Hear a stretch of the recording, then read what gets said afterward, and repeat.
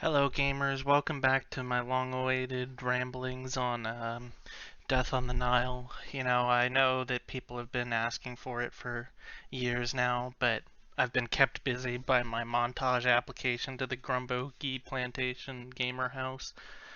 Um, Before we jump into the meat of the story, I'm just gonna read this totally unrelated quote, but some backstory first. As we all know, Poirot's a detective.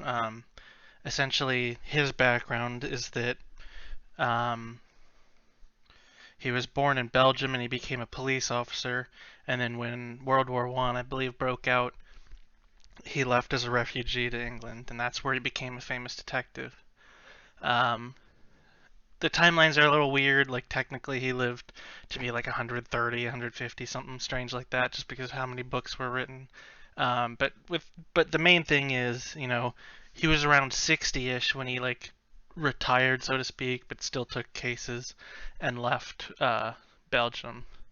Um, and so one of the other characters, a recurring character, a friend of Poirot's, Ariadne Oliver, she is a murder mystery author who's a staunch feminist. She's really confident, but she's also um, kind of messy and she's they always talk about how she's always eating apples and like she gets out of her car and just apples spill out. But she has this foreign detective. He's a Finn. And in this story, it's Miss McGinty's dead is the where this comes up. She's having her character adapt into a screenplay, into theater, and she's not so happy about it. And she says to Poirot, "You will never know the agony of having your characters taken and made to say things that they'd have never said, and do things that they would never have done. And if you protest, all they say is it's good theater. He's not even a Finn anymore. He's a member of the Norwegian resistance movement." So like through proxy, she's talking about how her character was taken, made into a soldier, completely changed. So anyways, Death on the Nile decides to add in this cool opening scene where Poirot is a young man serving as a soldier in World War One. All right, well let's just start with the characters then. Just a quick recap. We got Lynette Doyle.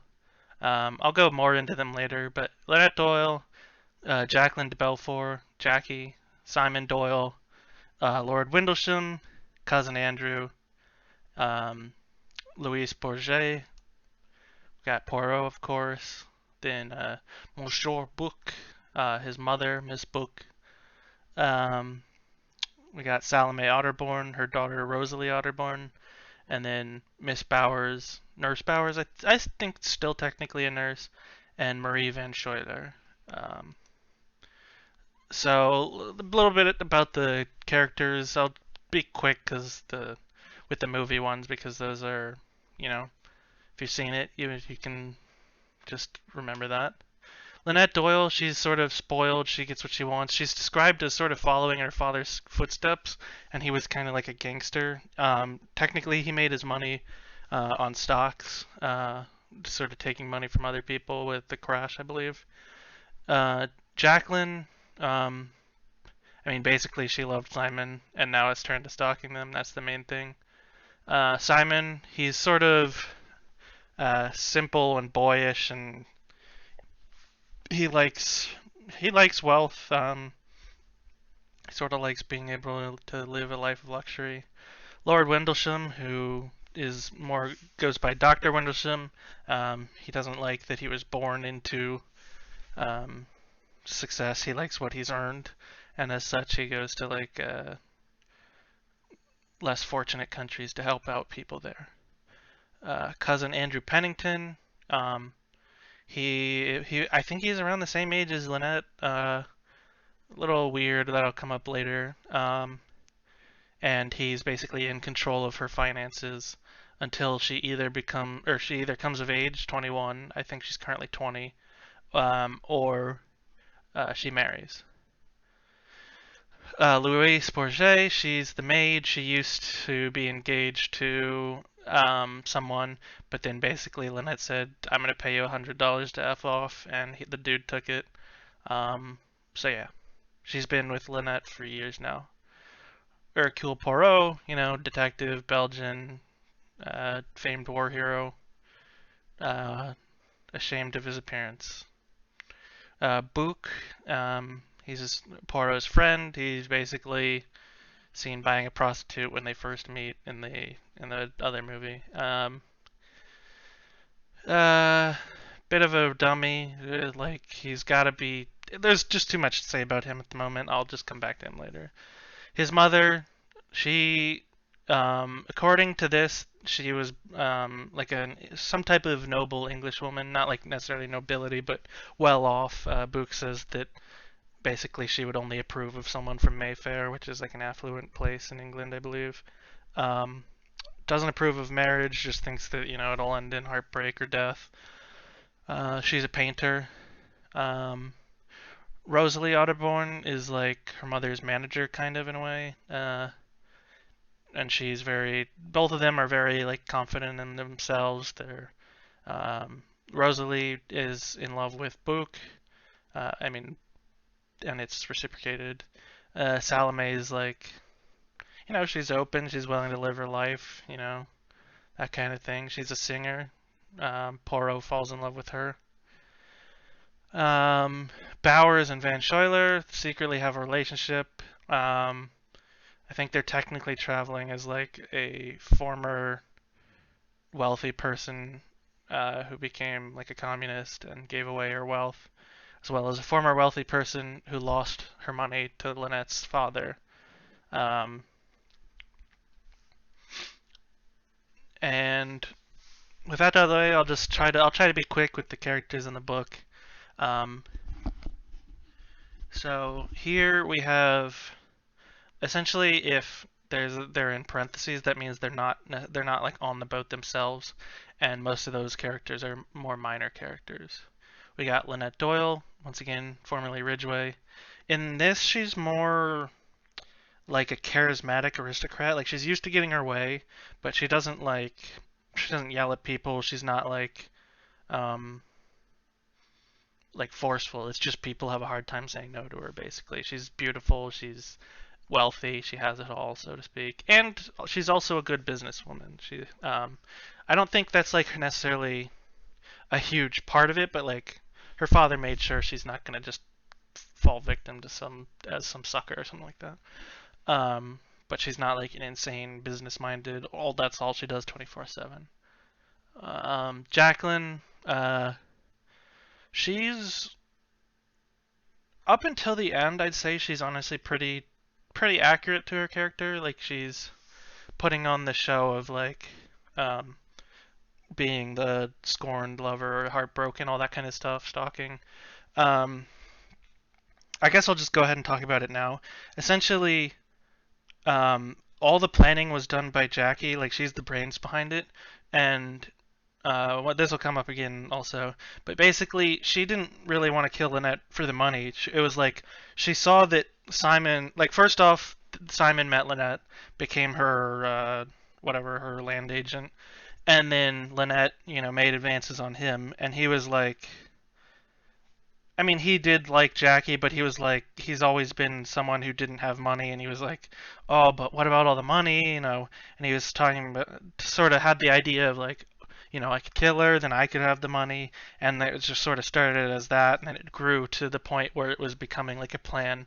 And Jackie was like, all right, this guy's gonna do something stupid, and I know he's gonna get caught if he does it, so I'll go along to do all the planning to make sure that this idiot doesn't get himself in trouble. Um, yeah. So then Joanna Southwood, I'll I'll talk about her, I guess, alongside her her partner in crime, Tim Allerton. So basically, Joanna is just in the opening scene of the book, but she's sort of relevant in name later on. She is close friends with Lynette, and I believe she's some type of she has some relation with the Allertons. I don't remember what, but basically, um, she's the partner in the sense that she talks to like people. She gets into these parties and whatever, and then she gets jewelry off of the mark. So in this case, she's at the start. She's talking to Lynette, and she's like, "Oh, Lynette, that necklace is lovely. You simply must let me wear it to a dinner sometime." And then that happens. Then Joanna takes it to some person who can make like paste pearls. Then she gives those to Tim, who then does the switch at a later time. Therefore, like she's never directly tied. I believe like Scotland Yard or whatever the equivalent is, or like whatever the organization is, sort of knows that she's involved in some way, but knows that she has a partner, and they don't know who that is. Um, yeah, she's not on the boat, but she's relevant in that sense. Lord Windlesham, basically, he's in the start of the movie. He says, Lynette, I love you. Lynette's like, I do like him, kind of. But if I was married to him, I would just be like Mrs. Lady Windlesham. I wouldn't be Lynette Ridgway. I would just be, his wife. And she likes Woad. That's like her home. It's like her domain. Um, Whereas his castle would, or whatever, his property would just be, it wouldn't be home. Um, and she doesn't feel like that passion that Jackie's talking about, how she would die if she wasn't with Simon. Um, so next up, Andrew Pennington. And this, I obviously say uncle. Basically, I think he's more like a godfather to Lynette or something. Like he was friends with um, Lynette's father. I'm not 100% on that, but he's like business partners with Sterndale Rockford. And at the beginning, they're talking about, oh boy, Lynette's getting married. This is bad news for us. We just lost a ton of money in the stock market. We need to buy some time. And they were talking, and Sterndale's like, all right, you go do it. You're friendly with her. Um, Wrap this all up. Honestly, I mean, obviously he's cousin in the movie, but honestly, he's portrayed fairly decently. At the end, when he's called out for pushing the boulder, um, in the book, he's more like, you have no proof, not, I swear I didn't mean it. Um, and I guess I'll bring this up now, just so I don't have to delay with it later. One thing that boggles my mind is, so in the movie, they show like child pictures of Andrew and Lynette. So like they're both kids growing up together, I'm pretty sure. So why would um like Ridgway, like Lynette's father, why would he appoint Andrew Pennington as the person who's going to control her money? Like he's probably only a couple years older than her at most. It's like it's weird.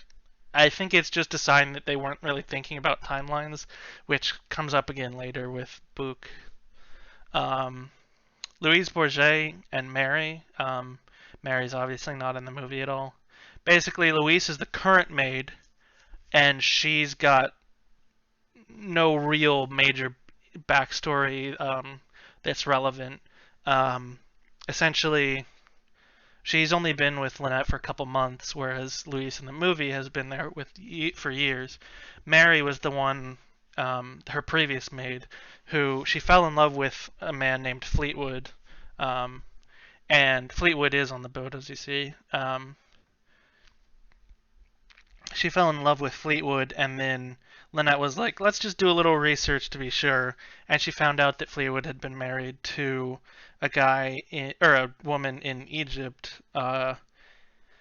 And there was like some whatever. Basically, according to Fleetwood, it was like sure technically he was married, but it was some whatever. Like basically he didn't have bad intentions or stuff like that.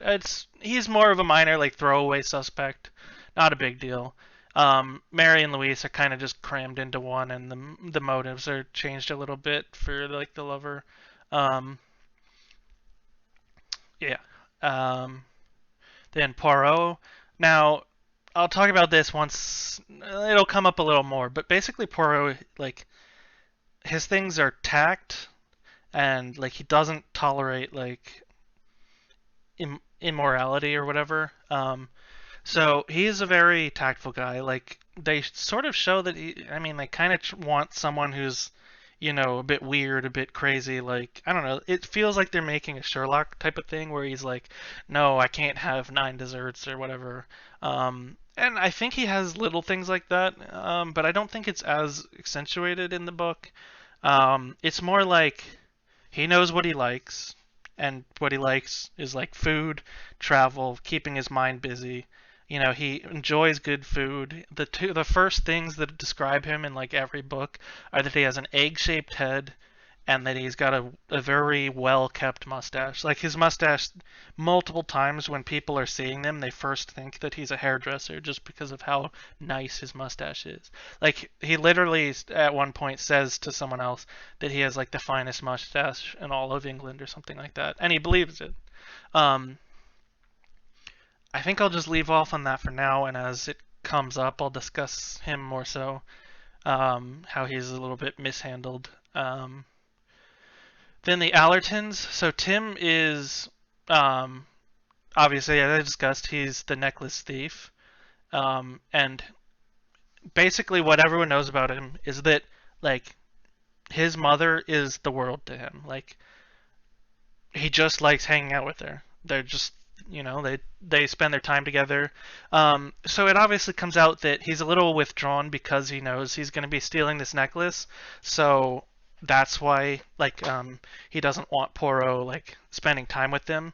So his mother is very open and friendly in the book, because, and she doesn't know Poirot. Like Poirot's just there on vacation. He's not hired to watch over anyone.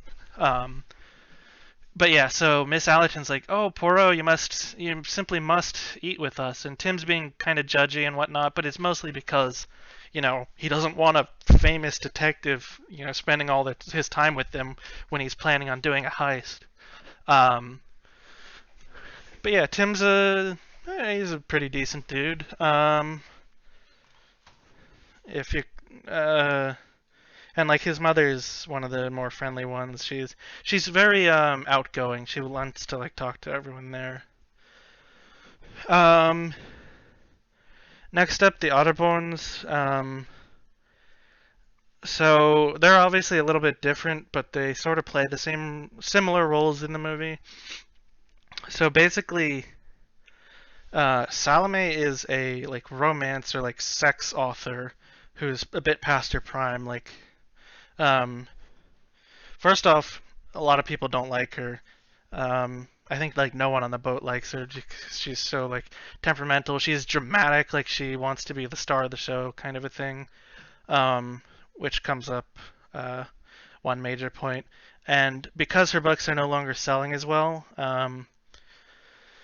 basically she's turned to alcoholism. And Rosalie is described as like the only person who cares for her, um, and no one understands why she does that. Basically saying like she's giving up her life in some ways just because of her mother. Yeah, they're described as Rosalie with the chestnut hair and an appalling mother.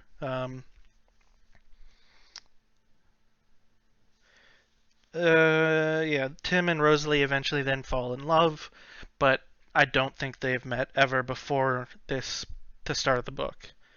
Um, Next up, we'll cover these three together: Nurse Bowers, cousin Marie Van Schuyler, and Cornelia Robson.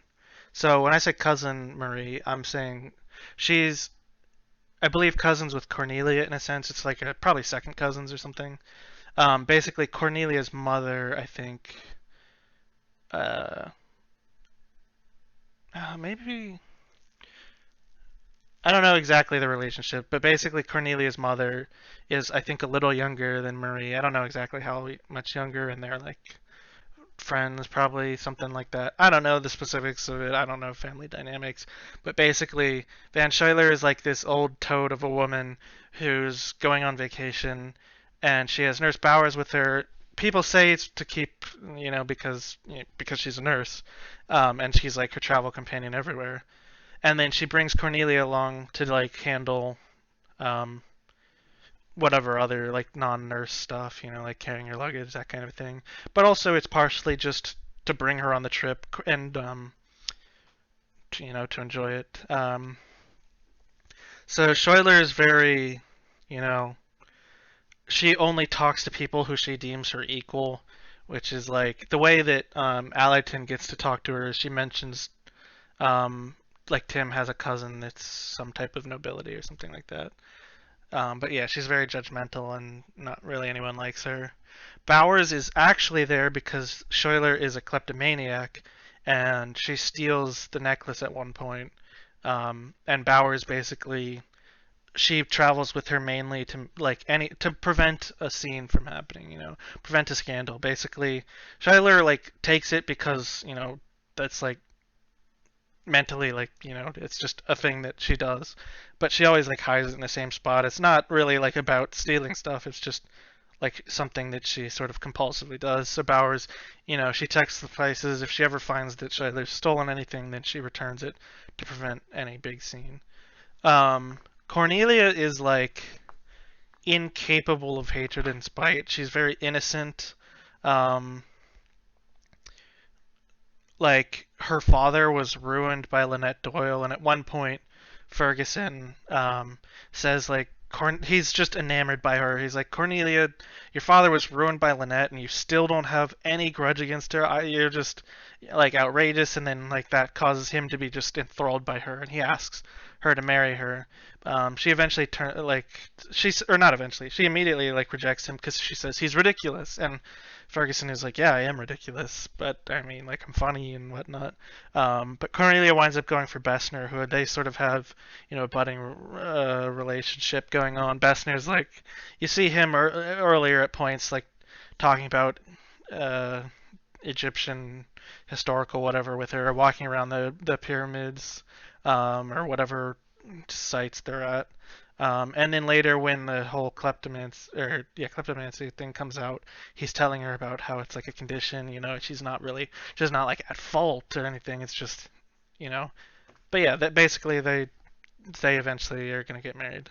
Um, Jim Fanthorpe and William Carmichael. Carmichael once again isn't on the boat. I think they're lawyers that represent Lynette in some way. And basically, Carmichael gets a letter from Lynette that she just happened to bump into Pennington and invited him on the trip. And Carmichael's like, "Oh, we gotta hurry.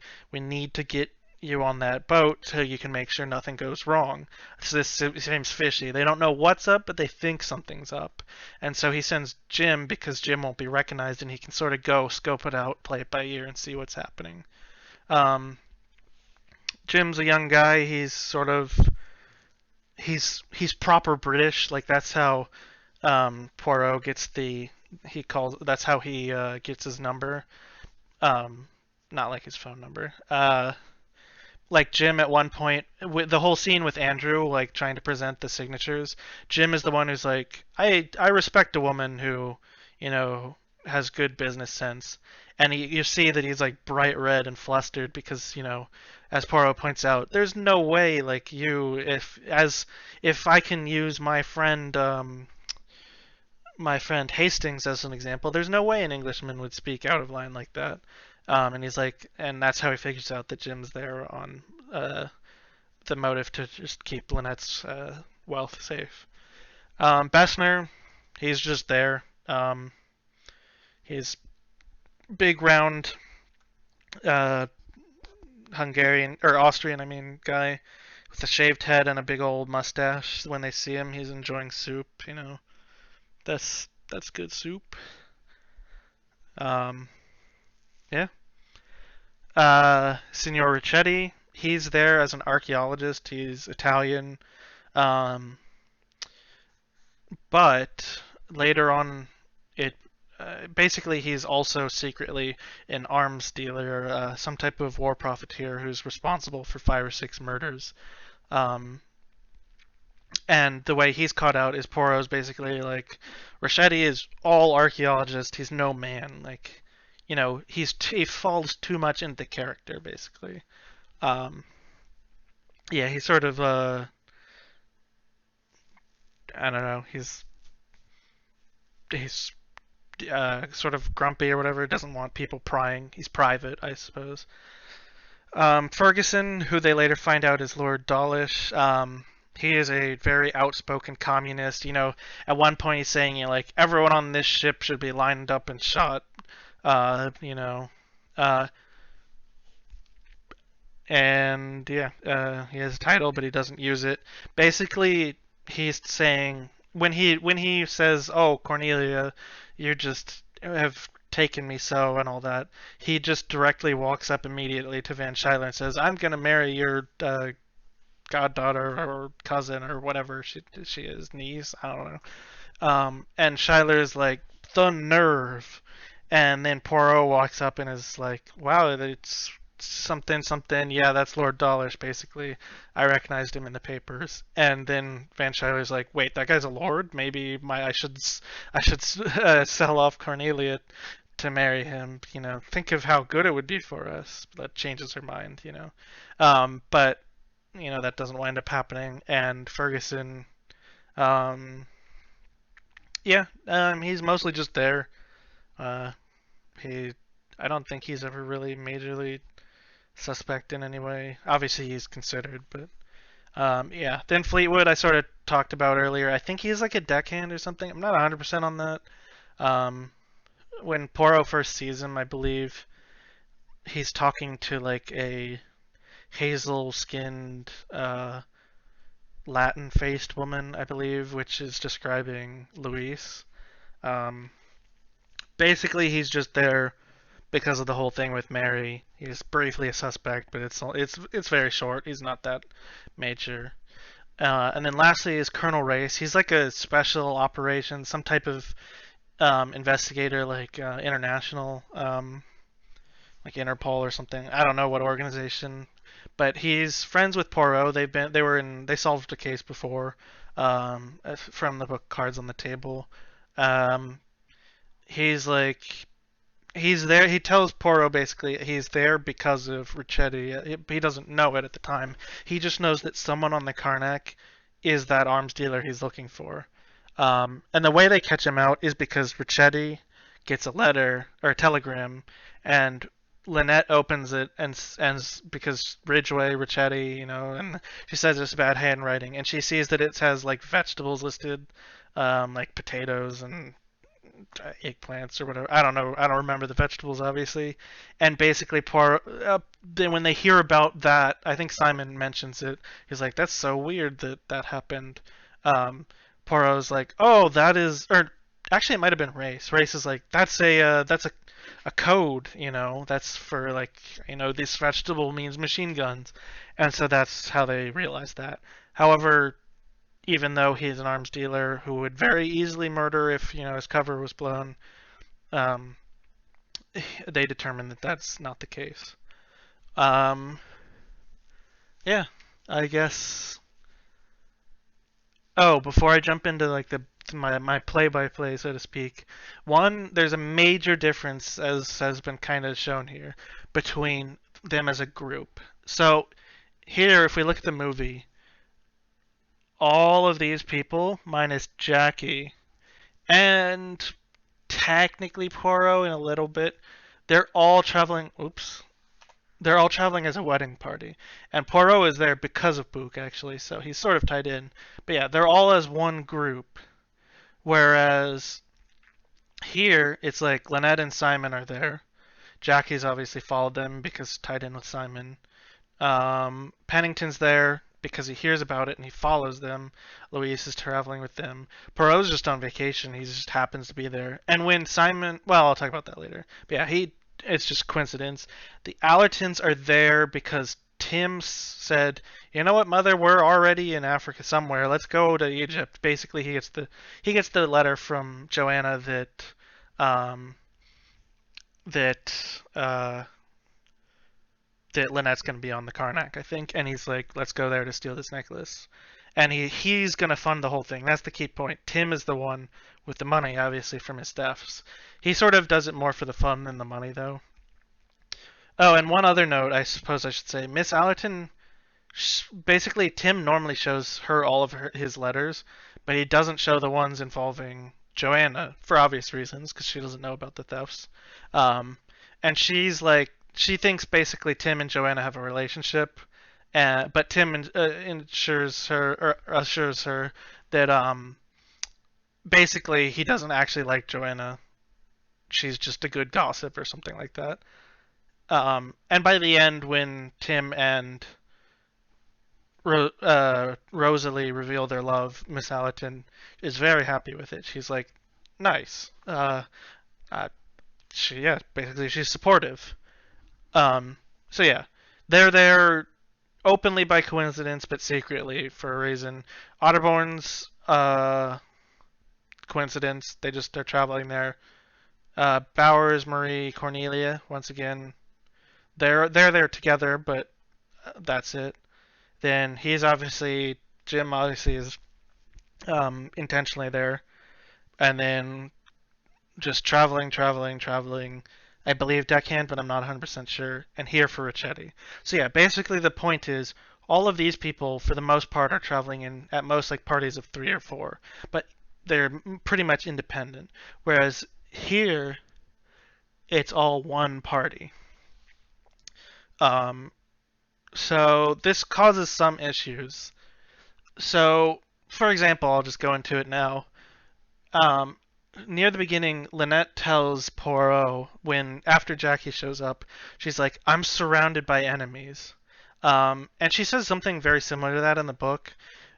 Basically, she's seen that someone on the guest list has she recognizes them as being someone who her father ruined, and she's like, people hate me without ever even knowing me just because of my father, and so that sets her off, and like basically she's that Poirot knows at that point that there are multiple people. It's not just Jackie that are making her feel this way.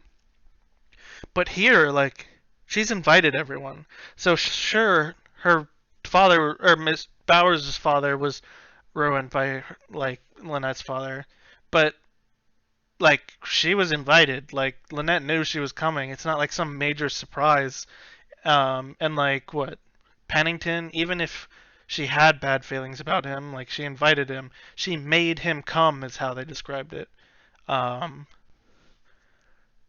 and she just straight up mistreats Louise. It's like she's asking to get murdered by Louise with how she treats her. And then what? Book? They're not gonna. Why are they enemies? The Otterborns? Like, sure, they have reason, but they say she probably doesn't even remember when she was racist to them. So it's like it's a weird statement. And then piggybacking on top of that is when Book says at the start, he says something along the lines of Rosalie is the only one who truly likes Lynette, which is just a mind-boggling statement. Like, let's look at the characters. Van Schuyler later says that Lynette is basically the daughter she never had. So that I would describe that as liking them. Salome and Miss Bowers, I don't really know. Like they're there, but less. They don't necessarily have a reason to feel positively or negatively. I mean, Salome does, but like not that Book would know about. Rosalie is described as like the one who likes her, so nothing really to say there. Um, Book, the both of them, why are they there? If they don't like Lynette, they're just acquaintances. They don't need to be there. I guess they could be going to keep up appearances. Um, yeah, weird. I'd honestly believe Louise didn't like Lynette, so no arguments there. Now Pennington is Lynette's the only one that liked Pennington, so or trusted him rather, and she made him come. Now Book doesn't know that he's planning on like backstabbing her, so I mean, like, sure, if you think she doesn't actually like her, whatever, I'll allow that one. Windlesham was literally in love with her and still is. I don't know how much more you can like someone. Simon Doyle is currently married to her, and obviously, Book doesn't know that he's not really in love with her. And this was before Jackie showed up. So that is a dumb statement. I don't know why he said that.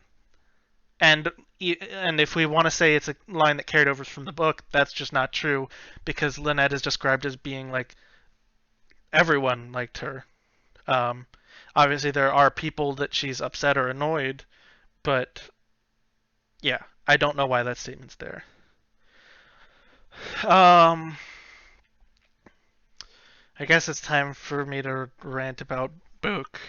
So obviously, as I've said, actually before that, let's talk about the roles, I guess. So like, there's a lot of characters here. There's not as many here. So sort of how did they separate the story to make sure it all still worked? So Lynette, same roles. Her personality was a little bit altered, I'll say. But Lynette, Jackie, and Simon, nothing really worth saying there. Ah, shoot, keep doing that. I need to stop clicking. Joanna, she's cut entirely. Um, Lord Windlesham. Now, this is, I guess, a weird one. Because Lord Windlesham, you see, he is here.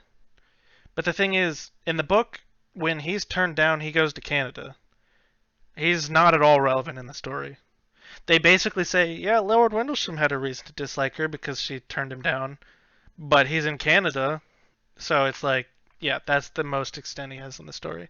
Um, so sort of, I'll say Windlesham in the movie, the Doctor, he sort of takes the Doctor's role, but more has the personality of, um, or whatever, the background of Windlesham, and he has that sort of the element of Lord Dawlish, where he doesn't use his lordship like he's a secret lord who doesn't use it, but for very different reasons.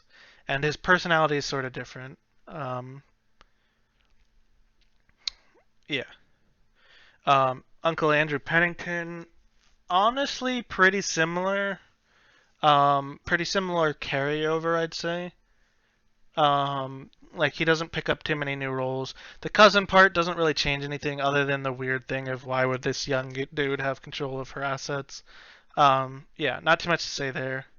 Louise and Mary were kind of crammed into one, and they just, as a result, they cut Fleetwood. So honestly, that one's probably for the best. It has some weird things, but as far as movies go, like there's a lot of characters, so I won't really complain about that one. Um, Poirot's role is the same. Obviously, I guess it's my opinion, but I think his character didn't, personality-wise, didn't make the port perfectly. Um, so Tim's role is mostly taken over by Book, but Book also takes lots of different things. So first off, um, the person who witnessed Luis being murdered. First off, that didn't happen. It wasn't that witnessed the murder. Salome saw, um, she saw Jackie coming out of Luis's room, and then later it came out that Luis was dead. So Salome's like, "Oh my God, I've seen a murder." She's all dramatic. She's flustered. She rushes in to tell Poirot, and that's when the murder happens. Except for the part where, well, I'm rambling or ranting too much, but yeah, Simon should never leaves the bed. But yeah, so Salome is the one that gets murdered, not Book. Then also, Tim is quite a bit smarter than Book.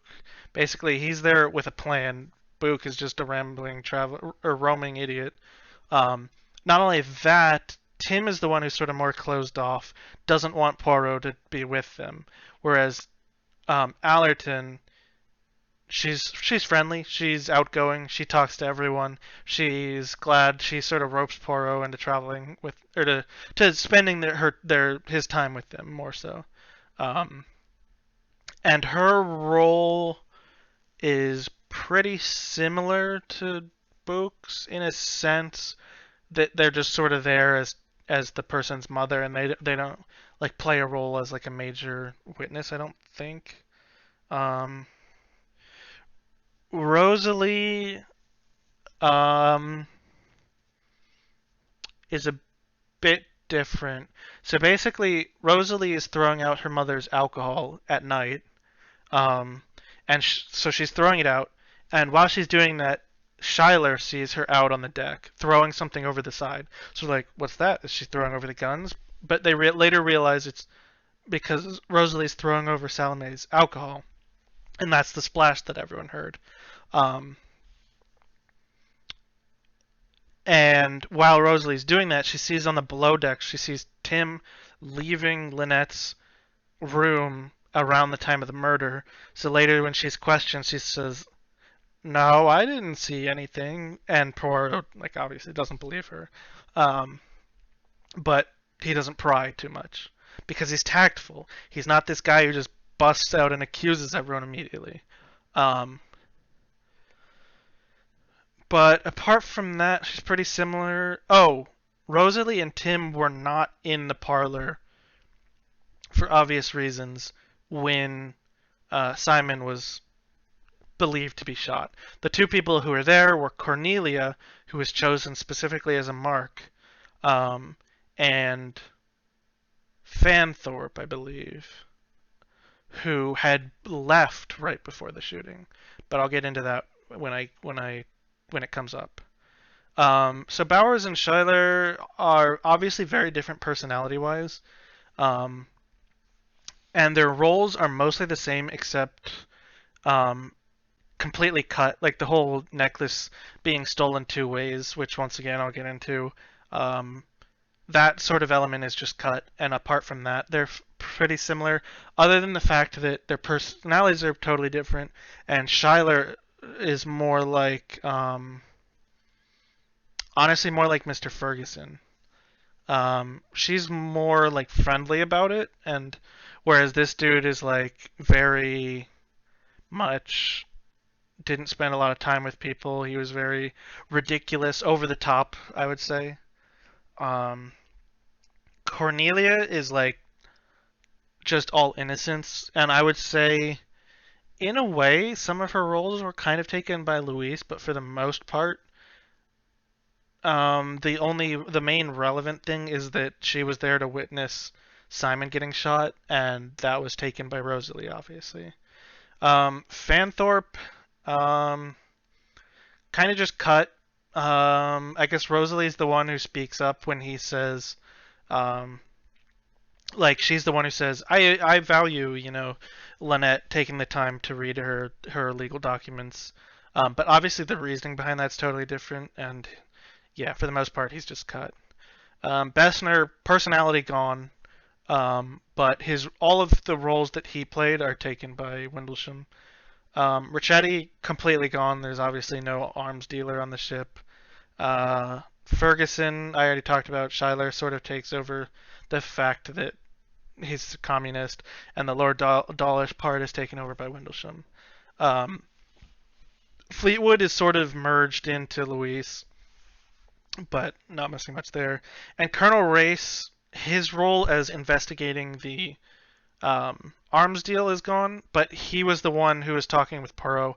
Actually, because he's more of like a notable figure, usually he's the one who sort of is the more major presence. Obviously, people know and respect Poirot, so that's why, he's treated with a great deal of respect. But he might be the guy who sort of takes the initiative, and Poirot's the guy who sort of watches, observes, asks the important questions. Um, so yeah, it's sort of like how like Book took the place of being Poirot's assistant, so to speak, someone he can bounce ideas off to, or off of, or like someone he can tell the audience what's happening. Um, but yeah, so yeah, now that that's taken out of the way, um, Book. So obviously, I think they just wanted to carry over. They want to have him because he was in the first movie. The thing is, so we don't know that much about him. In the books, he was like a one-off character. He's an old dude who's also Belgian because he's a fellow countryman of Poirot. That's how they knew each other, I think, way back in the day. Um, but he is kind of like Poirot, or kind of like kind of like how he's a bit of a rascal. But obviously they played that up in the movies. Uh, so yeah, so basically The problem with that is, I'm okay saying, like, yeah, he's clearly from England, not Belgium, in the movie. The problem is, I went back and double checked with Murder on the Orient Express. Like, how do they know each other? So, when they first meet in Murder on the Orient Express, it's in like that pastry shop, Book's there, he's got a prostitute, and it's a dumb scene, but whatever. And he legit says that Poirot will sniff out a perfect pastry faster than he catches a jewel thief. And then Poirot literally like looks at camera and winks. And then says, "I'm no longer a policeman. I cannot bail you out if this goes badly." And then Book responds with something about how he's esteemed, but he knew Poirot before the esteem.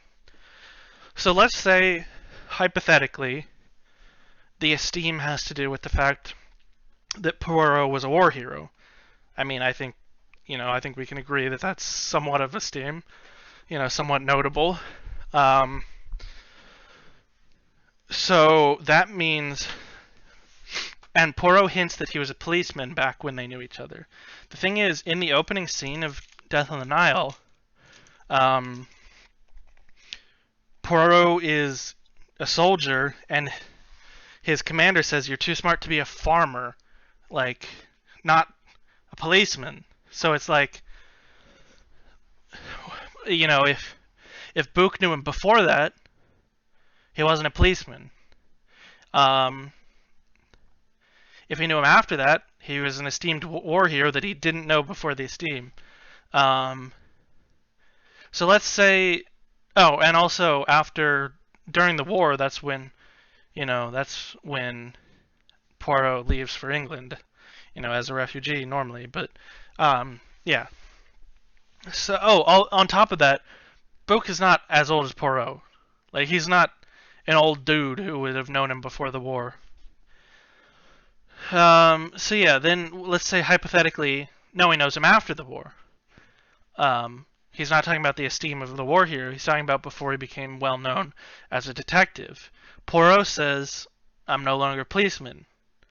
Well, you couldn't have been a policeman. He was a Belgian policeman. Like, that can't happen that way. So yeah, basically, Book randomly references, he pulls a big Professor McGonagall move, and they forget how timelines work. That's probably about enough of that. There's more to talk about later, but for now, I'll go into the play-by-play, and we'll get there when we get there. Now, here's the part where you got to deal with the fact that you just gotta, you're just gonna have to deal with me not editing this because there's no way I'm spending even more time on this than now. Yeah. So, cutting past the whole flashback scene, I've already done my talk about that. The first scene, I'll just say this once. Get it out of the way. This is me being an old man or whatever. Old man yells at clouds. The fact in the opening scene, and there's 2 or 3 other scenes like this, where Jackie and Simon are like practically banging on the dance floor, it just made me feel uncomfy. Whatever. Say what you will. That's just me. But yeah, moving past that. Here, Lynette tells Jackie she's got it too bad. Very minor thing, but basically Poirot and the other people are the ones that observe that. They're like, that girl, she loves him too much. That will be bad for her. Honestly, not a huge thing. Probably just changed for minor convenience. But then, when Simon and Lynette meet each other, they both give each other the look. You know what look I'm talking about. But it really should just be Lynette. And this is also more of a gradual thing. Basically, as I described, like, Simon didn't really like her. He was just with her for the... Like, he wouldn't marry someone he just despised, but he could marry someone, like, that he could tolerate that was wealthy. And Lynette's not a horrible person. So yeah, again, more of a minor thing. That's literally just a look. Um, in the book, obviously, they don't even meet in the club. Poirot just sees Jackie and Simon, and then later, once they're on the first boat, that's when he finds out about all this. Um,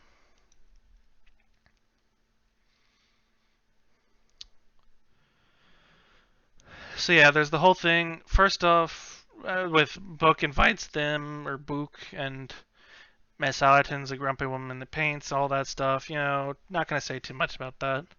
Um, it's weird to me that Shiler's Lynette's godmother, and they're completely unrelated. But yeah.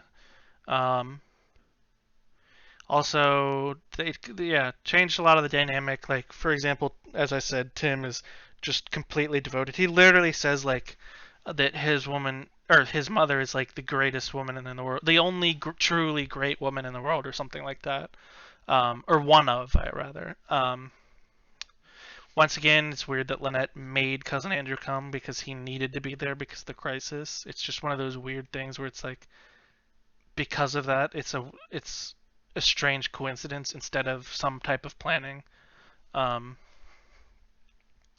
Talked about how here Book says that Rosalie's the only one that likes Lynette.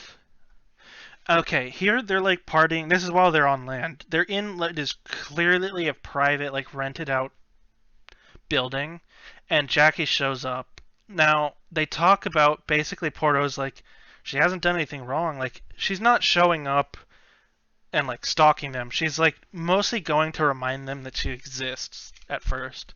Obviously, there's more of a plan to it, but yeah, it's weird to. Basically, it seems like there's a lot of spots that should have been private, that could cause her to be like trespassing. But I'm just gonna chalk that up as like a photography thing, not a major thing. Then God, that scene with the snake where Poirot puts his cane on it is so dumb. Like they wanted action because the movie was dragging, and they just did like the most simple brain dead. Ooh, look, Poirot does a thing that they could think of. This, not he's not like some superhuman snake charmer or anything. They did the same thing in the first movie where like he predicts that a criminal's gonna run in a certain way and he puts his cane in the wall. Um, yeah, they want like a Sherlock, kind of a guy. Just write your own character. Like you don't need to use Poirot. Um, yeah. So here, basically, Lynette and Simon both talk to Poirot at the same time. Whereas first off, and on top of that, Lynette says it's love. It's not a game played fair where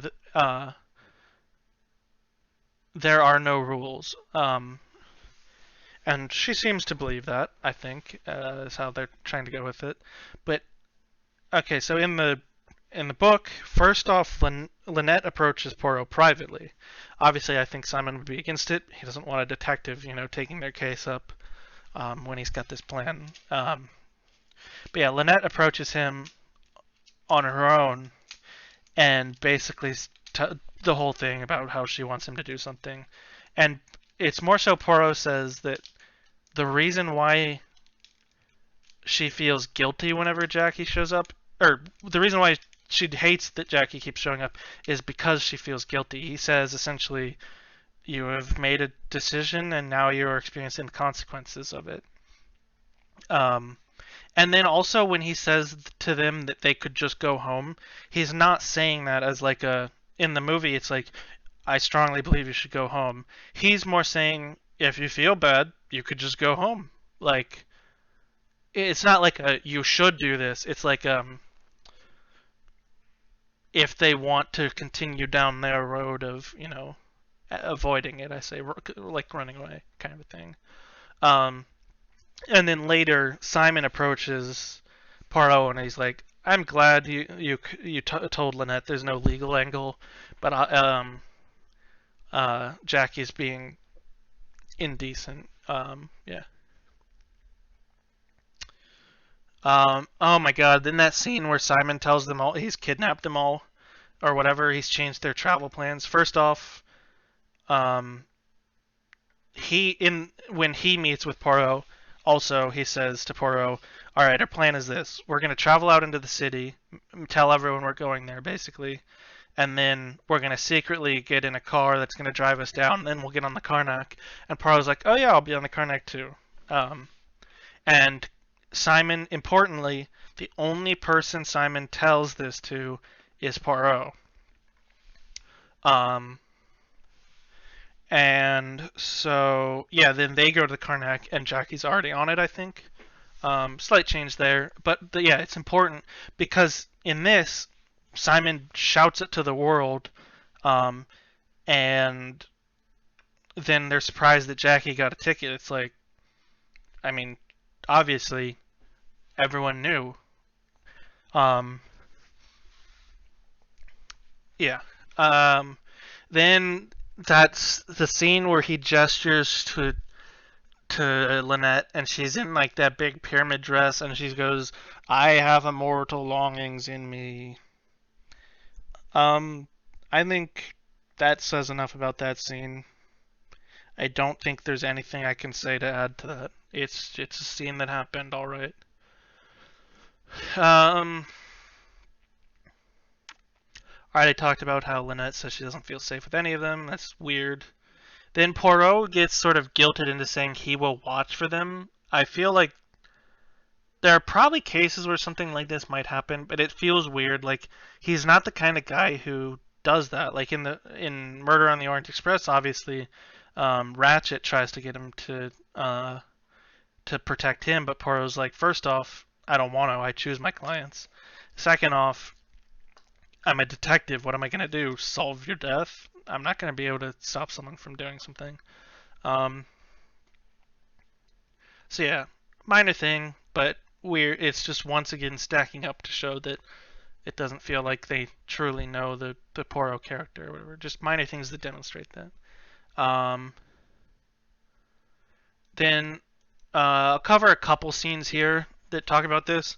Poirot, while he's talking to, first off, he says to Salome, "Wow, I like your music," and then Book is like, "Wow, you are fallen deeply in love with her," and it's like, "Wow, that went from 0 to 100 out of nowhere." I'm assuming that they're hinting that it has led up to this point. I'll be nice. I'll just let them have that, even though that's not how that works. Poirot doesn't really seem like his. It's not a thing. They're making up a romance because Hollywood loves romance. As I say, if you want a different character, just make up your own character. Um, but more importantly, than when he's talking to Book and I believe later Jackie, he first off says like he talks about how it requires utmost focus and honing, like that's what he focuses on. And then later he literally says like he hints to Jackie, before I became whatever it is I am now, implying like he's not even human, he's pure cold detective. Someone literally says that later. Um, and no, like it's not something that requires special honing. Like Poirot, I mean, I think he thinks that anyone could to an extent do the kinds of things he does. Like he is very like proud of his little gray cells, but he believes that a crime could truly be solved by sitting and thinking without ever even leaving your house. And in a different story, he in fact does that. He helps out a police officer. He's told him that in the past, and they finally accept the challenge or whatever, and he does it. Um, but more importantly, he is like he's a guy. He's a normal dude. He likes travel. He loves food. He talks to all kinds of people. There are a lot of people he really likes. He's not like some inhuman guy. He just isn't really romantic. And that's just what that is. He likes cases because they keep his mind occupied. He hates boredom. But he's very, very close friends with Hastings. And he really admires Miss Lamont. That's like his assistant. He admires that she's like almost inhuman in the sense that she's efficient like a machine, and she's inventing a new filing system for him and all that stuff. Um, So yeah, he's not a weird guy. Like yeah. Well, I guess he is a weird guy, but he's not creepy. He's not a psychopath. He's not any of that stuff. Um, but if being a weird guy was a crime, lock me up. Uh, let's see. Um, oh, the whole thing. Allerton's red paint is gone. That's once again that's a change. Because obviously there were no painters on board the book in the book. Not a huge deal as far as I noticed. I might be missing something, but not something that breaks the plot in any way. Oh, once again, when Poirot is talking to Salome, he's awkward and stammering. Ties into the other stuff. That's not him. He's confident. Oh, and he's not cocky or like rude or any of that stuff. He's matter of fact. Like he'll tell people, about how smart he is, or he'll tell people like he's got a great mustache, that kind of thing. But he's more like he's accepted it. He's not bragging like he does. It is kind of like he likes to show off in front of an audience. Like obviously, part of it's because it's a book. It requires that big show off scene. But like he's not like cocky. He's not like look at me, I'm smarter than you. It's more like he's confident in the abilities that he's proven to have. Um, and he's willing to be more humble in a sense.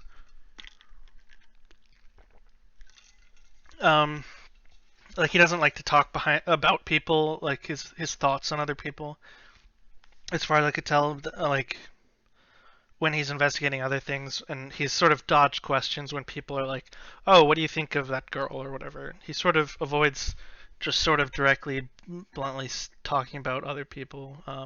In some cases, however, he is very willing to be blunt and rude if someone else has already displayed it. That's the key there. So, using Ratchet as an example again, the murderer, like child murderer, mob boss, in the Orient Express, there the dude is rude and demanding and all that. So then Poirot brings out the, no, I don't like you. I choose my own clients, punk. So yeah. Um, that whole scene of Lynette shouting she'll buy the whole boat if she has to brings up another major point. So the reason why this sort of, you believe this happened at least, is because at a certain point, it's not that the Doyles say they're going to go home in the morning. It's that it becomes apparent that they're just starting to get over Jackie. Like, they show that they just are managing to ignore her, that kind of thing. Like, finally, they're having some type of peace. And that's what really, upsets Jackie. Not not the other way around. Jackie says to Poirot, "You're sorry to see me," whereas what she really meant is, "You're surprised to see me," and then that's when Poirot can say, "No, not surprised, but I am disappointed." That's what that was supposed to be. Poirot brings up like maybe this is just God's plan for you. That's a bit weird. I think he is religious, but I don't think he ever really says stuff like that usually. Honestly, that one I could be mistaken on. Because I have not bothered to do. I suppose I haven't done enough research, Yeah, the whole Catherine love story background, I have my issues with that I've already outlined. Now here, Rosalie and Book are in the cabin when Jackie shoots Simon. This is a pretty big change. So, obviously it's changed because they're new characters, but on top of that, so the thing is, I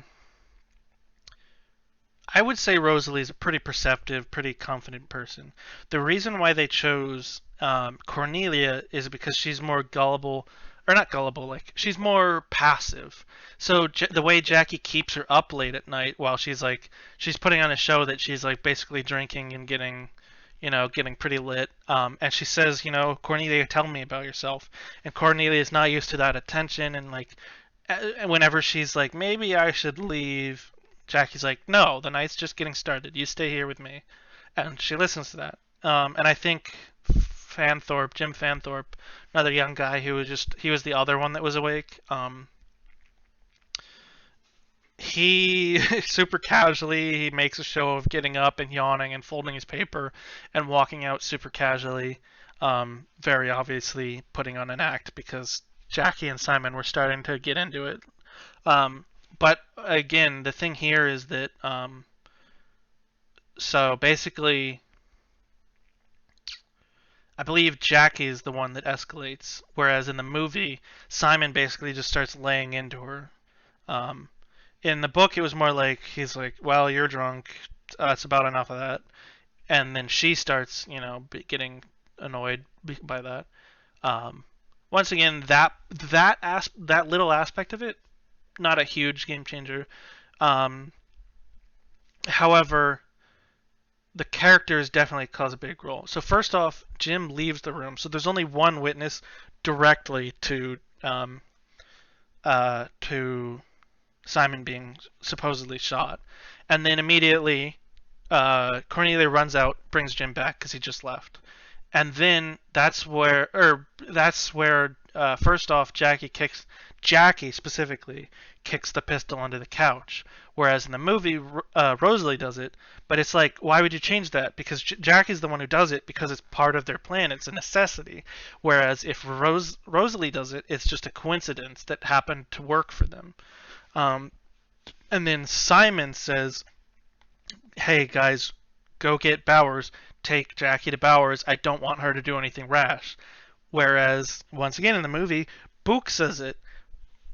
Once again, it's a coincidence that worked out well for him. Like, what if he said, "Go get Poirot"? Like, that's the dude he trusts. He looks up to him as a respectable figure. That could have very easily happened. So it's like a change that happens for no reason and just has like it starts to show that like their plan is more of a coincidence or whatever than a carefully planned thing. It was very bold, like it was definitely a ballsy plan, but it was still carefully planned. Um, so then,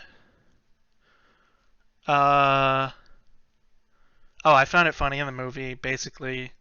Um, basically when Book is running around knocking on doors looking for Bowers. He's so loud and he's shouting and banging on doors.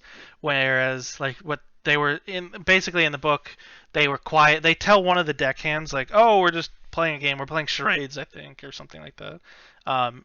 So yeah, it was just funny that happened. Then one thing is, so when there's the splash at night that everybody hears, it's I think it's Rosalie like throwing the alcohol overboard. It's literally like four people minimum, maybe even more, wake up to the sound of a splash, but they don't hear a gunshot. That's one of the weird things about the book. I mean, sure they say the splash or the whatever the gunshot would sound like a cork going off, but they hear someone throwing alcohol overboard. Like I sleep pretty deeply. I do not understand that. I think like Colonel Race hears it. Schuyler maybe hears it. Let's see. Um, Jim Race. Oh, Miss Allerton here, and one other person. I want to say Ferguson. I would tell you if my files weren't corrupted and all my info is deleted. Um, so yeah, I don't know. That's besides the point. So yeah, going back.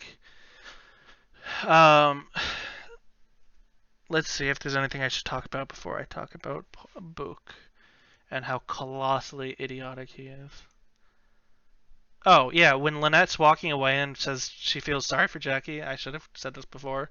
She says to Jackie, "You're the only one that didn't care about the money." And she is standing directly in front of her husband. It's hilarious. But not only that, it's very hypocritical because when Windlesham asked to marry her, she said, "Oh, well, don't expect me to honeymoon in a mud hut," showing that she cared about the money. And Windlesham very clearly does not care about money. He's like gonna live in West Africa. So yeah, one of those just dumb statements that they didn't think about. Um,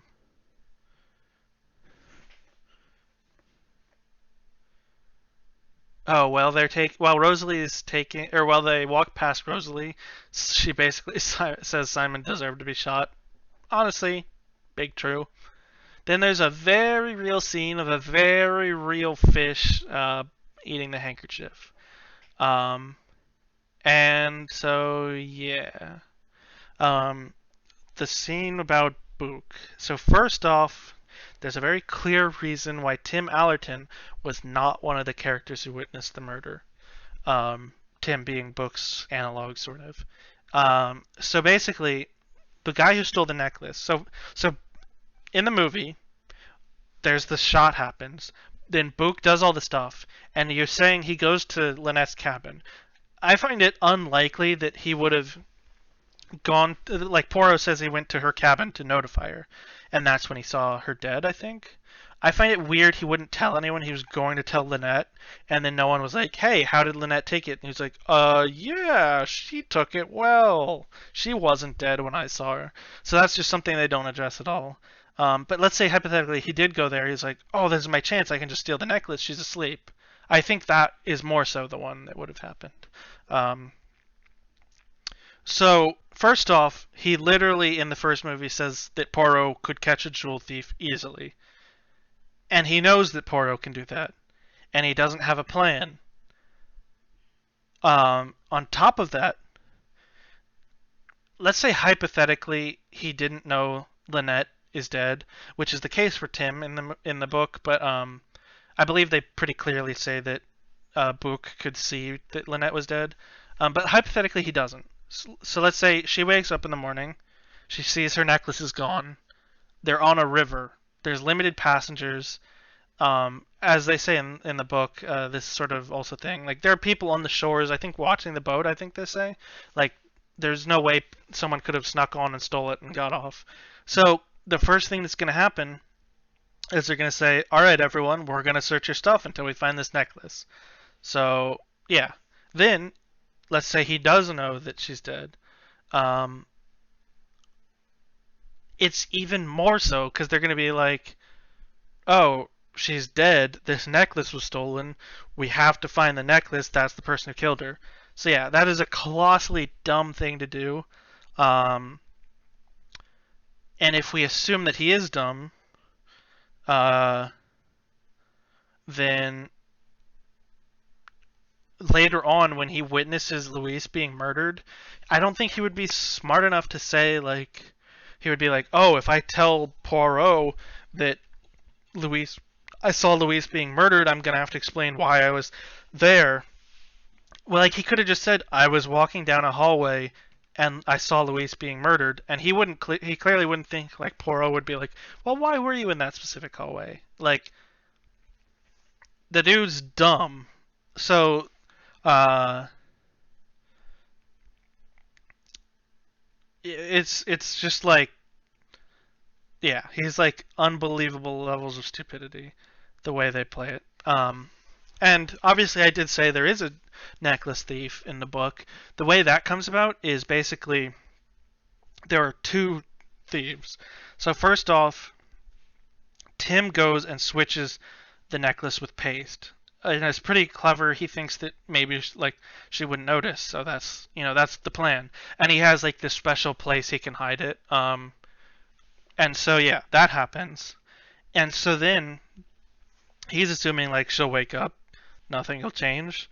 And I think they say like he couldn't tell if she was dead or not when he went in there, but I believe she actually was. Um, and so, but obviously when Poirot goes in there, he knows that the necklace is gone, and that's the thing that throws him off. Like he's like, I mean, like, why would they do this if they were planning on stealing it? So that's where the kleptoman, or yeah, whatever, klepto comes into play. Uh, some good English skills for me there. Um,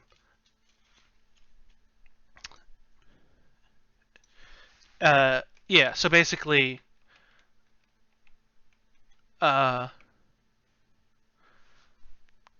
Shyler steals it because she's not, thinking about it. Um, it's just like like a compulsive thing for her, and then so that sort of cascades, and yada yada yada, without going into it too much. So yeah, getting back on track. Yeah, that's one of the ways that the major thing was changed. It really does not make sense. First off, yeah, Book would have known like that. Yeah, like he should have been, you know, like not the one in the cabin or whatever. Then yeah, so oh, there's that scene where Silas says, "Who are you to accuse us?" and Poirot says, "I am the working man." Um, God, that was just unbearable levels of cringe. The worst thing is, I think they took it from like an actual line in the book. Basically, Ferguson, as I said, the communist, he says he's talking about how basically everyone on the boat is, never worked in a day in their life, and Poirot's like, actually, my guy, I have, worked for everything I own, and now I am able to relax. Yeah. Basically, he doesn't say it with turbo levels of cringe. And then they talk about how Poirot accuses everyone. As I said, he's very like he uses the kitty gloves, normally. He's very tactful, he approaches people the way he needs to, and more importantly, he's just polite. It's yeah. He will, that being said, like he will accuse people when he needs to. Like for example, against Tim, he basically says this is how you committed the crime because he needs Tim to understand how severe the case against him is. That's why he does that. Um, but then he's very quickly like, no, I know you didn't do it. If you return the pearls, like we didn't see anything, that kind of thing. And like he then pushes, he basically makes it clear to Tim and Rosalie that they each like each other, and it's like, somebody say something, don't just stand there not saying anything to each other. So yeah, he sort of sparks that little bit of a romance in a way. Oh, Salome has the sort of a 22 in her turban. In the book, basically, there is a Jackie has two guns. She has a replica of the one she uses. I forget exactly why she needed it, but I think Poirot said that it was clear to him that there was a replica used. Um, and at one point, they find it in Rosalie's handbag, and then basically while they're doing the searches of everyone's stuff, the person finds it and then doesn't say anything, but they know, obviously, and then um, before whatever, Jackie takes it back eventually. But yeah, so basically, when Poirot says, "Rosalie, why do you have this gun in your handbag?" She's like, "What? I don't. You can check." And obviously, when they check, she doesn't. So that's sort of Poirot at that point. He believes her, and he figures out that she has a duplicate gun, but he doesn't say anything for reasons I'll say later.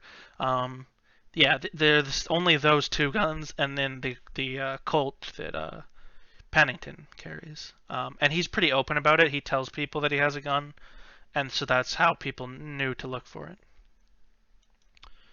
Um, oh, Poirot straight up says that Book, like the Book's mother, her motive would be because Rosalie and Book met through Lynette. She could be mad at Lynette and want to kill her for that, which is just the dumbest motive I've ever heard in my life.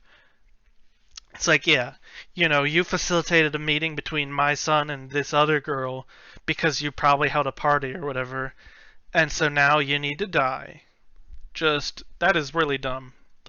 Yeah, I got nothing.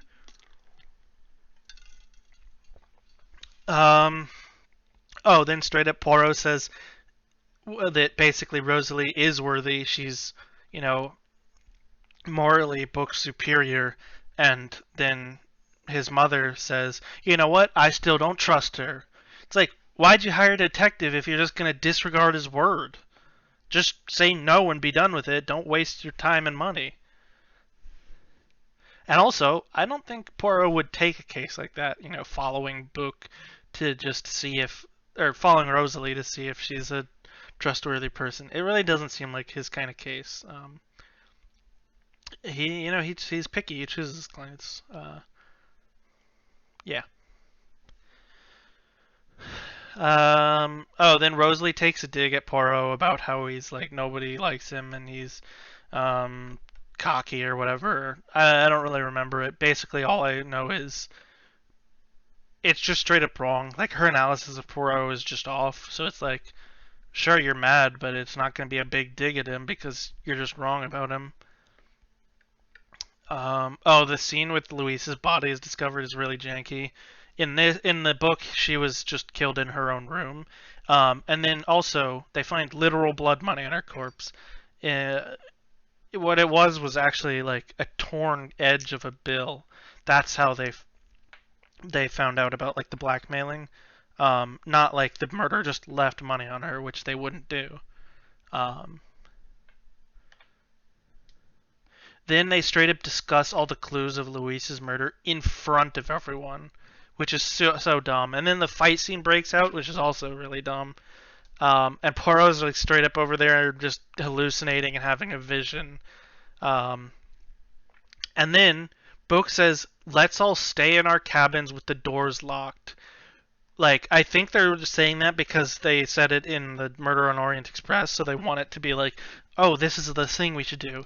Like, that's not what you should do. This boat is like packed with deckhands. There's like, like there's not like a murderer running around just killing people wildly for the heck of it, as far as I know. Like, there's very specific reasons, and it's like your safety is in numbers, not isolation.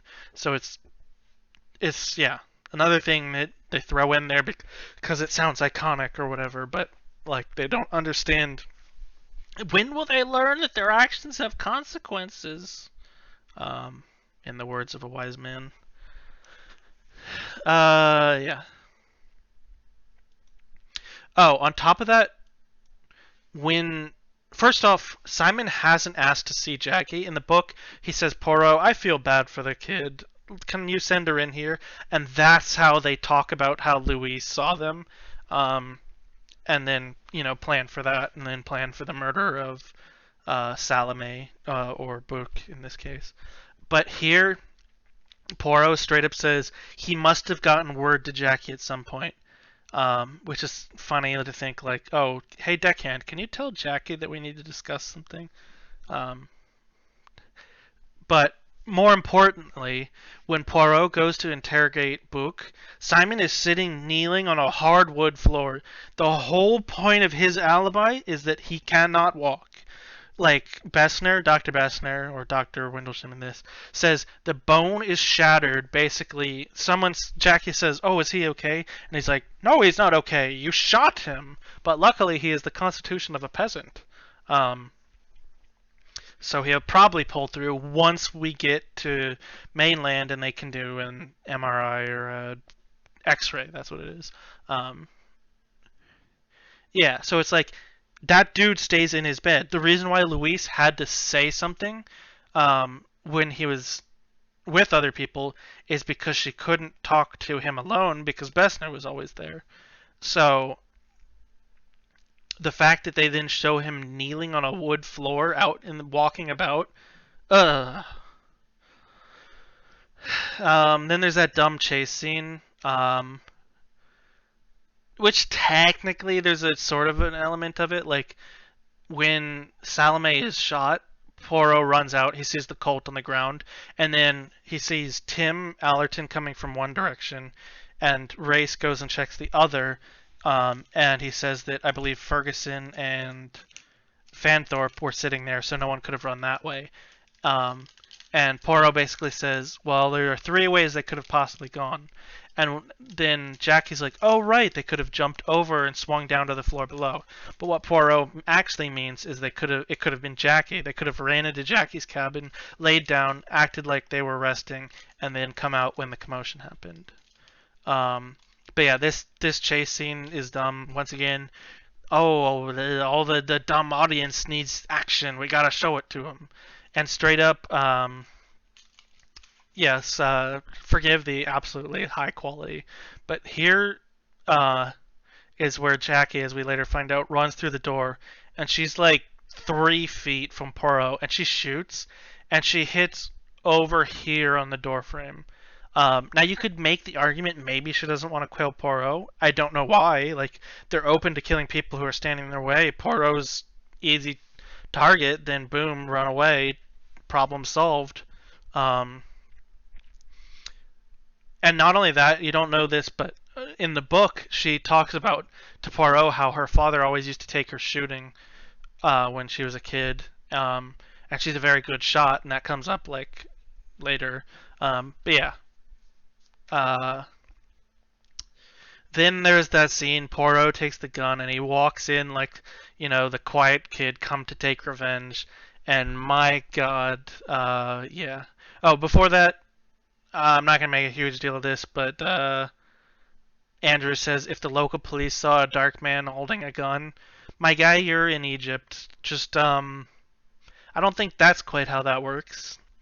But yeah, Poirot walks in like a murderer, fires a gun into the ceiling, and he says some things that like the text is vaguely Poirot-esque, but the tone is way off. He's like, sure, he says stuff like, hey, he's vain, he loves an audience to applaud him. Like Poirot is willing to say things like that. Like he's willing to admit, yeah, I like attention in a way, kind of a thing. But the way he's saying it is like sinister, and then there's that whole Mexican standoff, and you know, um, there isn't even a comparison in the book. Like, there's just straight up a time skip to when after Jackie's like, "Well, you beat us, well done," and Jackie says, "I don't think a jury really would have gone for it. It's sort of not very hard evidence, but luckily for you, Simon folded easily. That's the key." But here, Jackie is smug and does the evil voice that I think Mitchell and Webb made fun of, and folds just instantly, and then goes into the Mexican standoff. Yeah. So and Jackie asks Simon, "Oh, what should we do?" Um, where once again, Jackie is she's the one that's taking care of them. She's the planner. She's the one that Simon would look to probably. Um, and yeah, she shoots them both. One shot, one kill, or two kills. Even though they talk about how the gun is a toy that could barely even hurt someone, almost. I don't know anything about guns though, so can't really say anything there. Then Poirot lets Andrew go, and he's like, just be a good guy, basically. Whereas Andrew just earlier tried to kill someone. The doctor pieces out to West Africa. Poirot goes and shaves his mustache and goes to see Salome. Oh, earlier on she said that mask covers his whole face. Like Poirot he only says things that are like once he knows for certain, but he's sort of open about like he's not like hiding his personality or masking all his feelings, that kind of thing. Like he's just a dude. He's old. He's had a good life. He just wants to enjoy himself now. He's not like hiding himself. He's ashamed of his scars. No, like he grew a mustache because he wants a nice looking mustache. He's proud of his mustache. He takes care of his mustache. And he's not, don't ever shave the Poirot mustache, basically. Anyways, yeah, I swear I'm not crazy. Guys, look, listen. I'm not crazy. I'm not. I'm not crazy.